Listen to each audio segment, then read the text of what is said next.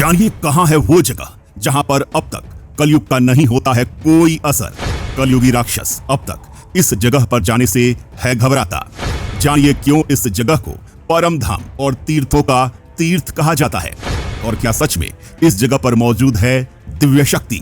कलयुग का दूसरा चरण चल रहा है और हर जगह पाप का ही बोलबाला है। लेकिन दोस्तों, क्या आप यह बात जानते हैं कि धरती पर खासकर भारत में एक ऐसी जगह है जहां अभी तक कलयुग का कोई भी असर नहीं हुआ है और जिस जगह को सभी चार धामों का परम धाम भी बताया गया है और जहां के दर्शन के बिना आपकी चार धाम की यात्रा भी अधूरी मानी जाती है। और इस जगह को हमारे धार्मिक ग्रंथों में महान तीर्थ बताया गया है और इसे तीर्थों का तीर्थ भी कहा गया है और इसका वर्णन वेद पुराण से लेकर हर हिंदू धर्म ग्रंथ में मिलता है। जी हाँ दोस्तों, हम बात कर रहे हैं यूपी की राजधानी लखनऊ के पास सीतापुर शहर में स्थित नैमिषारण्य स्थल की, जो दुनिया के वैज्ञानिकों के लिए पहेली बना हुआ है क्योंकि ये जगह दुनिया के सबसे महत्वपूर्ण जगहों में से एक है, क्योंकि इसी जगह पर महापुराण लिखे गए थे और पहली बार सत्यनारायण की कथा भी यहीं पर कही गई थी। और दोस्तों, इस धाम का वर्णन पुराणों में भी पाया जाता है, इसीलिए नैमिषारण्य की यात्रा के बिना चार धाम की यात्रा भी अधूरी मानी जाती है। इतना ही नहीं दोस्तों, कहा जाता है कि नैमिषारण्य ही वह स्थान है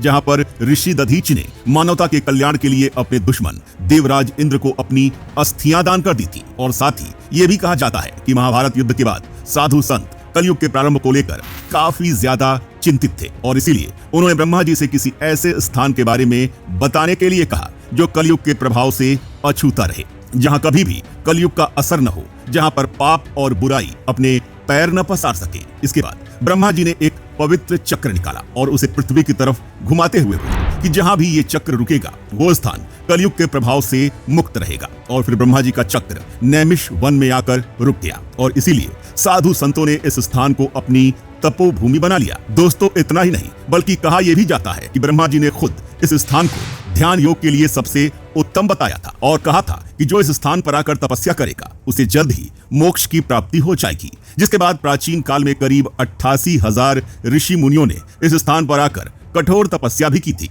और इसके अलावा रामायण में भी यह उल्लेख है कि इस स्थान पर भगवान श्री राम ने अश्वमेध यज्ञ पूरा किया था और महर्षि वाल्मीकि और लव कुश से उनका मिलन भी इसी स्थान पर हुआ था। और इसके अलावा महाभारत काल में युधिष्ठिर और अर्जुन भी इसी जगह पर आए थे और यहाँ पर उन्होंने काफी वक्त भी बिताया था। और दोस्तों, इसी वजह से उत्तर प्रदेश में मौजूद ये जगह अपने आप में बहुत ज्यादा शक्तिशाली और पवित्र भी है। दोस्तों, एक तरह से कहा जाए तो सनातन धर्म में यह जगह सबसे ज्यादा महत्वपूर्ण है क्योंकि खुद ब्रह्मा जी ने इस जगह को सबसे अच्छी जगह बताया है। और दोस्तों, सबसे बड़ी बात तो इस जगह को लेकर यही है कि इस जगह पर अभी तक कलयुग अपना प्रभाव नहीं दिखा पाया है और इस जगह पर पाप और अधर्म जैसी चीजें काफी ज्यादा दूर है और एक तरह से कहा जाए तो इस जगह पर बुराइयों का नामो निशान तक नहीं है। इसीलिए यह जगह सभी धामों का धाम और सभी तीर्थों का तीर्थ है।